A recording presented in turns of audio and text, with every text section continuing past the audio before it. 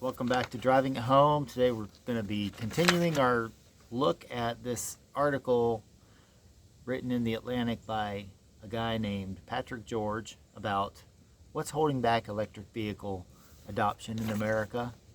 Why are people not choosing it? Look at our prior couple videos to see the first installments on this story, but let's dive into the rest of what he says here. He says, I've seen this growth, talking about EV growth, electric vehicle growth.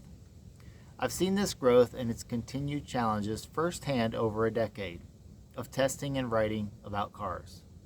5 years ago, my experience in the Chevrolet Bolt EV involved spending the better part of a day looking for a way to charge up in New York. Now, four public plugs are within walking distance of my Brooklyn apartment. Besides Tesla's network, the only real game in town that allows you to go nationwide is Electrify America, and they have their troubles. Mackenzie, who lives in San Antonio, told me, sometimes charging with Electrify America, born from Volkswagen as punishment for its diesel scandal, works perfectly fine. Other times, you get there and your stall doesn't work, or it starts working and it fails, he said. Electrify America told me it monitors stations around the clock, and that the number of charging sessions it provided in 2022 increased by 3.5 times compared with 2021, and 20 times compared with 2020. This growth is a true testament to the robustness and quality of the network, a spokesman said via email. So, drop a note in the comments if you have any experience that backs this up, or if you have some other take on the matter. I'm going to continue in the article. Or consider the experience offered by other older providers such as ChargePoint, which, like Electrify America, is often the subject of considerable customer ire. ChargePoint's revenue comes not just from selling charging hardware to property owners, but also from maintenance contracts to fix chargers when they break.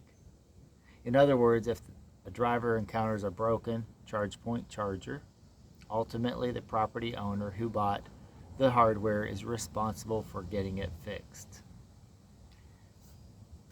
Apparently, ChargePoint did not respond to a request for comment on this matter to this article writer. Again, we're going through his take on why America has not adopted electrical vehicles as much as they have. I think there's actually been quite a bit of adoption by many Americans, despite the growing pains, the hard, difficult times trying to get your car charged, the inconvenience, and the expense. One thing we're not going to cover in this article, I don't think, is what are the structural reasons why electrical vehicles might not be feasible, and maybe even in the long term. Everybody's looking at them as a panacea that is going to save, personal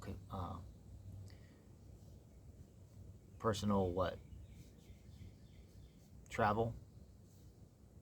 But there's got to be other things involved. I'm going to make a hint.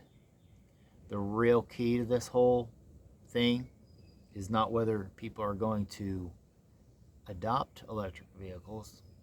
It's whether America and any Western country or what have you, policymakers, people, voters, whether they come around to the requirements that are